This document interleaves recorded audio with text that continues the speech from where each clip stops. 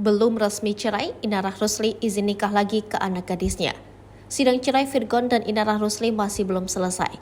Namun belum juga ketuk palu cerai dari Virgon, Inara Rusli kepergok izin nikah lagi pada Starla. Lantas bagaimana reaksi putri Inara Rusli dan Virgon terhadap pertanyaan sang ibunda? Sidang perceraian Virgon dan Inara Rusli akan kembali digelar pada 30 Agustus mendatang. Belum resmi cerai, Inara Rusli malah minta izin untuk menikah lagi ke anak pertamanya dengan Virgon, Starla. Keinginan Inara Rusli tersebut pada dasarnya hanya sekedar iseng semata. Namun melihat respon sang anak ternyata membuatnya takjub. Karena Starla mengerti kondisinya saat ini yang tak lama lagi akan berpisah dengan Virgon. Seperti diketahui, Inara Rusli dan Virgon tengah dalam proses perceraian. Inara Rusli membongkar dugaan perselingkuhan Virgon ke media sosial, sampai membuat Virgon melakukan klarifikasi dan membenarkan hal tersebut. Namun Virgon memiliki alasan untuk mendua. Selain itu, Virgon tak meminta maaf kepada istrinya Inara Rusli. Permasalahan rumah tangga Virgon pun berakhir pada perceraian.